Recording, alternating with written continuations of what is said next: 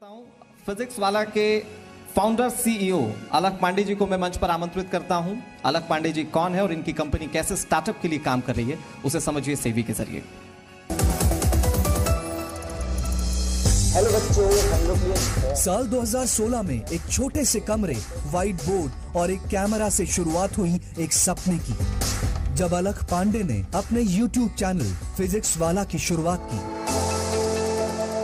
इसके जरिए उन्होंने भारत के कोने कोने में अच्छी शिक्षा पहुंचाने का काम किया। उनके इस सफर में उन्हें कई मुश्किलों का सामना करना पड़ा, पर हर बार अपने स्टूडेंट्स के बेहतरीन रिजल्ट्स देखकर उनका हौसला बढ़ता रहा। कोरोना महामारी के समय अलख पांडे ने फिजिक्स वाला ऐप की शुरुआत की, जिससे स्टूडेंट्स को पढ़ाई करने में कोई परेशानी न हो। अलख पांडे के इस सपने ने हजारों सपनों को पंख दिए और इस सफर में उनकी प्रेरणा बने उनके स्टूडेंट्स।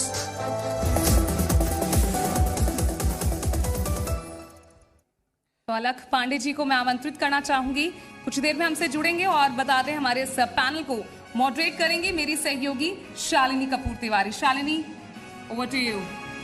अलख जी, स्वागत है आपका। हालांकि आप जब नहीं थे उसके पहले भी मैं स्वागत कर चुकी थी आपका। और मुझे आप ये बताएं, क्योंकि कोविड काल अभी हमने 2 लहर कोरोना की देखी है और हम सबके जहन में कोरोना को लेकर के बुरी यादें ज़्यादा हैं, नेगेटिव ख्याल ज़्यादा हैं।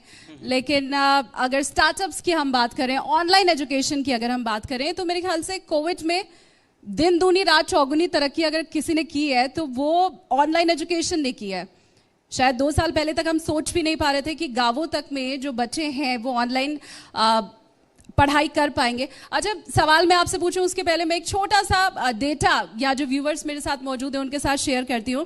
एक रिपोर्ट बताती है कि 2020 में भारतीय एडटेक कंपनियां जो हैं उनमें निवेश $2.22 बिलियन का हुआ है और इनमें जो वृद्धि रही है वो तकरीबन 4 गुना की रही है। क्या 2 साल पहले तक ये रफ्तार आपने भी सोची थी? मैं बात करूं तो मैं एडटेक के अंदर का देखूं तो मैं करीब 2016 से प्रेजेंट हूं। तो मेरे लिए ऐसा नहीं कि कोविड एक अपॉर्चुनिटी बनी हो, वहां पे हम फिजिक्स वाला राइज किया हो। तो 2016 से we were there on edtech and we were growing.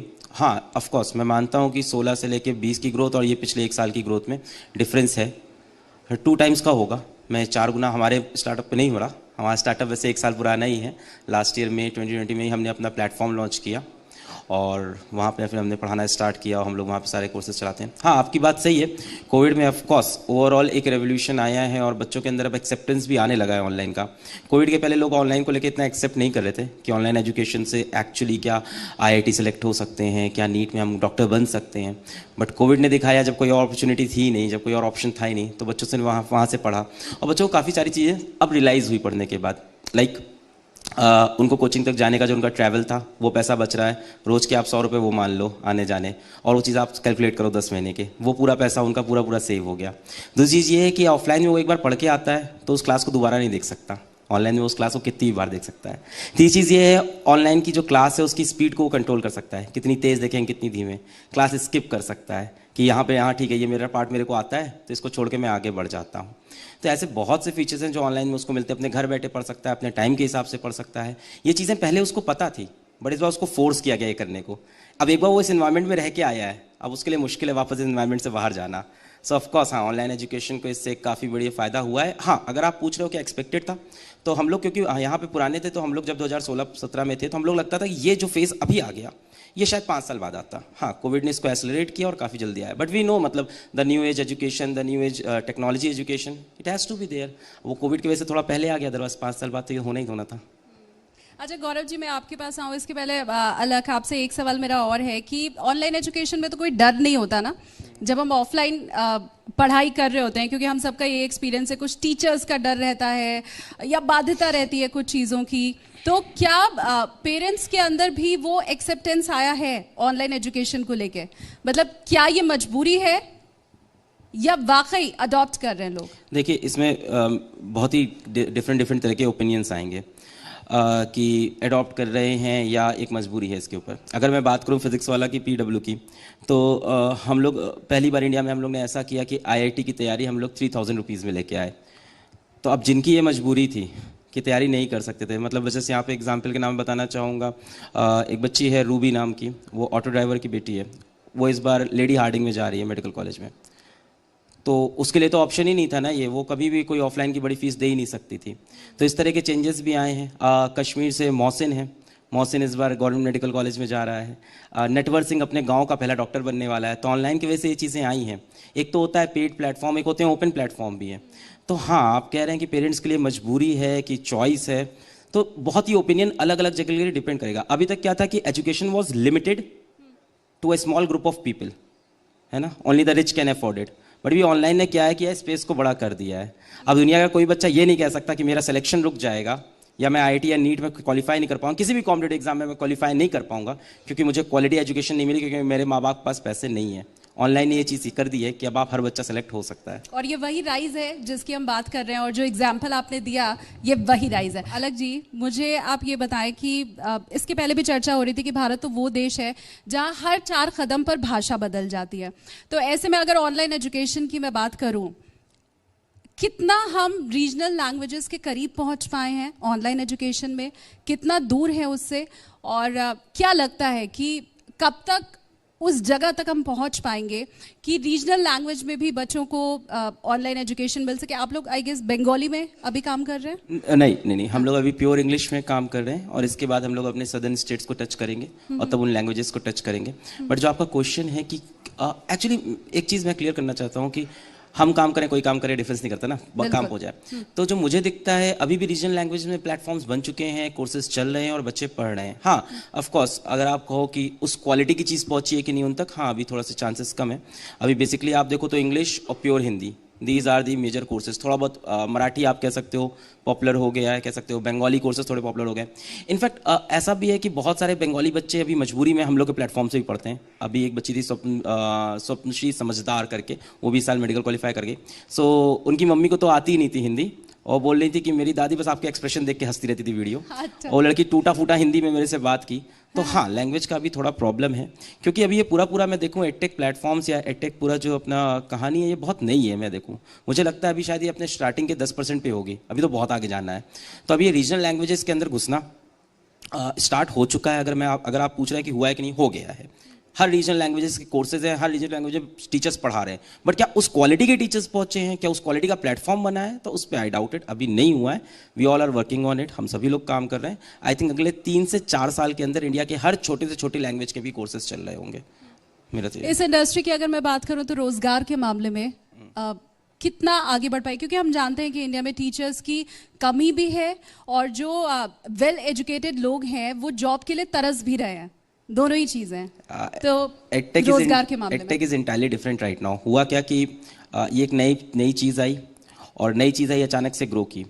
तो टीचर्स जिनकी वैल्यू कम थी, एडटेक में उनकी वैल्यू बहुत ज़्यादा है। अभी मैं अगर आपसे ओपनली बोलूँ तो एडटेक में teachers are very much overpaid right now, and I don't think कि ये चीज़ सर्वाइव करेगी बहुत लंबी। जैसे मतलब अगर आप कोई भी स्टार्टअप का एग्जांपल लो तो पहले जब स्टार्टिंग में कुछ लोग आते हैं, of course they are highly paid, है ना, देन देयर इज कंपटीशन। तो अभी एडटेक में अभी अगर आप बात करो तो अभी teachers are highly paid in edtech, they are well paid everywhere. हाँ, बट विद टाइम हम लोग भी चाहते हैं और लोग भी अंदर आए। काफ़ी सारे ऑफलाइन के टीचर्स हम लोग चाहते हैं यहाँ पे आए, ऑफलाइन के टीचर्स स्ट्रगल कर रहे हैं ऑनलाइन में आने को। जैसे आपने अभी थोड़ी देर बोला था, वो छूट गया सवाल कि डर जो आपने बोला था, टीचर्स को भी डर है ना। बच्चे का आज कोई प्रेजेंस नहीं है, वो एक काले डब्बे के अंदर से कुछ भी लिख देता है।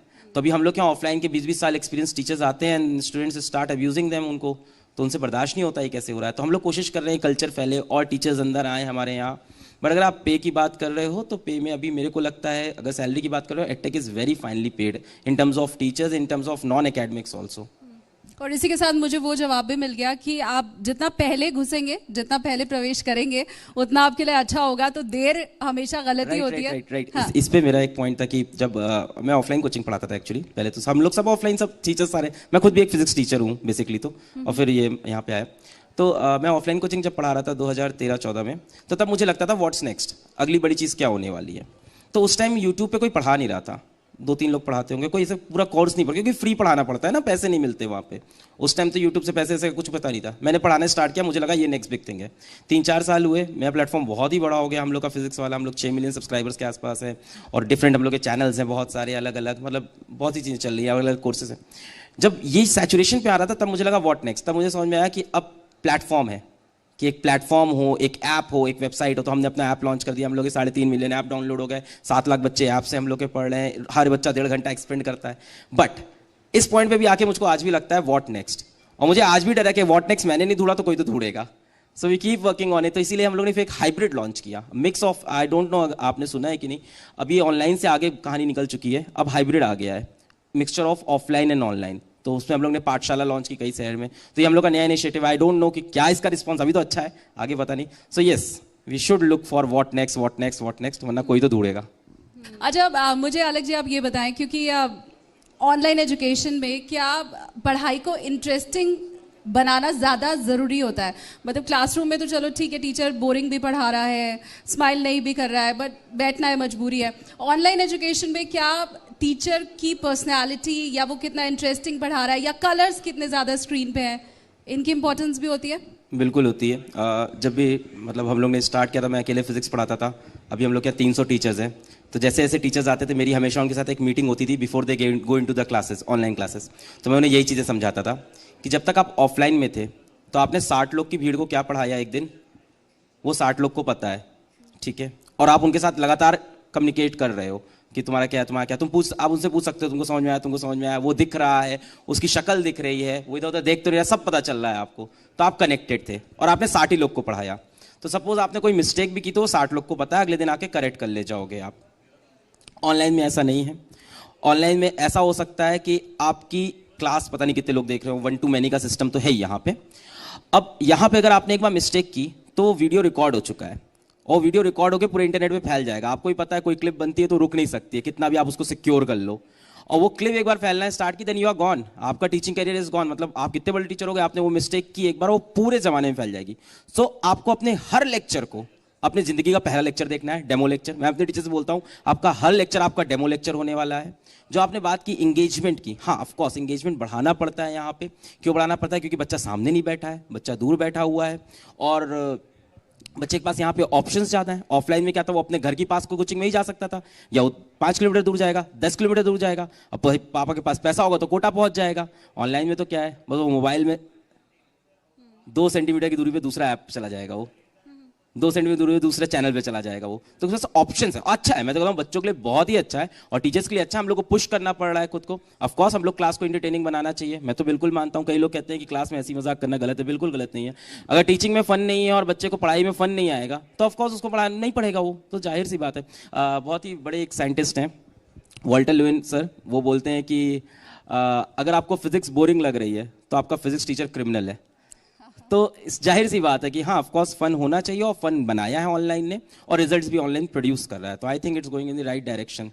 ऑफलाइन में टीचर एक आलसी होता था, काफी उसके अंदर आलस रहता है। उस एक बार क्या होता है ऑफलाइन का, क्या है कि डेमो क्लास हुई, फीस आई, उसका टीचर हल्का हो जाता है साल भर, पढ़ाता अच्छा है, but then he is like आराम से बैठ के पढ़ा रहा है। ऑनलाइन में he is always on his toes, उसको पता है मेरा कौन सा वीडियो बाहर जाएगा, किस वीडियो से मैं हिट हो जाऊंगा पूरे जमाने में, और किस वीडियो से मैं फ्लॉप हो सकता हूँ, उसको इस चीज का डर है। और अच्छा है, होना चाहिए ये डर। Competition keeps you on the edge. कि इनोवेशन को आप कैसे डिफाइन करेंगे, कैसे देखते हैं? सोसाइटी की नीड अपने आप इनोवेशन लेके आती है, मुझे लगता है। आप अपने अगल बगल देखते हो, आपको पता है क्या चीज़ वहाँ पे मिसिंग है, आपको दिखता है क्या चीज़ की यहाँ पे ज़रूरत है, और वो चीज़ अपने आप आपको इनोवेट करने में मजबूर करती है। पर मुझे लगता है इनोवेशन एक लंबा प्रोसेस है, एक दिन का नहीं है। कई बार लगता है एक आइडिया की इनोवेशन है, या वो पूरी जर्नी वो इनोवेशन है, कि फाइनल प्रोडक्ट इनोवेशन है। तो ये भी एक सवाल है जिसका मुझे खुद आंसर नहीं पता है। बट हाँ, अपने आसपास जब जैसे मैं तो एजुकेशन से रिलेटेड हूँ, तो मैंने अपने आसपास सिर्फ यही चीज़ देखी उस टाइम पे कि क्या मिसिंग है। एक ऐसा प्लेटफॉर्म मिसिंग है जहाँ पे क्वालिटी एजुकेशन हो, जहाँ हर बच्चा पढ़ सके, जहाँ की फीस 80,000 1-1.5 लाख ना हो। तो मेरे दिमाग तो मैं यहीं से आंसर दे पाऊंगा ना, मेरे लिए तो यही है जो है। तो मुझे लगा कि हाँ मुझे ये करना चाहिए। वो करते करते PW एक प्लेटफॉर्म बन गया, इतना बड़ा प्लेटफॉर्म हो गया, अब उसको लोग इनोवेशन बोलते हैं, तो वही इनोवेशन है। तो मुझे लगता है अगल बगल की जो नीड है, कुछ इंसान की भी होती है। मेरी खुद की जर्नी स्ट्रगलिंग थी, तो मुझे लगता था मुझे बचपन में जिस चीज़ की नीड थी मुझे नहीं मिली, तो मुझे वो चीज़ इनोवेट करनी है। तो प्रॉब्लम सॉल्विंग से ही इनोवेशन आएगा। स्टार्टअप जिस स्पीड से बढ़ रहा है इंडिया में, वो वैसे ही बढ़ता रहे, अब आशा हम सब की यही है। बहुत शुक्रिया आप सभी का जुड़ने के लिए हमारे साथ। और वर्ल्ड बैंक की रिपोर्ट ये कहती है कि जो प्रयोग भारत कर रहा है, अगर इसी तरह से आगे करता रहा तो बहुत जल्द एक नई सिलिकॉन वैली का गवाह भारत बनेगा। उम्मीद यही करते हैं वो वक्त बहुत जल्द आए। बहुत शुक्रिया आप सभी का जुड़ने के लिए हमारे साथ। अनुराग एंड पूजा। बहुत बहुत शुक्रिया शालिनी, और तमाम पैनलिस्ट का मैं बहुत बहुत शुक्रिया कहना चाहूंगी। बहुत महत्वपूर्ण बातें आज सामने आई है और इसे वाकई एक स्टार्टअप क्रांति भारत के लिए कही जा सकती है। सर प्लीज आप लोग हमारे साथ बने रहिए। मैं जी मीडिया के सीआरओ मनोज जिज्ञासी जी से और जी हिंदुस्तान के मैनेजिंग एडिटर शमशेर सर से कहूंगा, सर प्लीज आप मंच पर आइए और हमारे तमाम पैनलिस्ट को सम्मानित कीजिए। देखिए, ये वो कदम है जो आत्मनिर्भर भारत की ओर हमें ले जा रहा है, और यही एक सबसे बड़ी वजह है कि आगे बढ़ते हुए भारत आज दुनिया की तीसरा सबसे बड़ा स्टार्टअप इकोसिस्टम बन चुका है।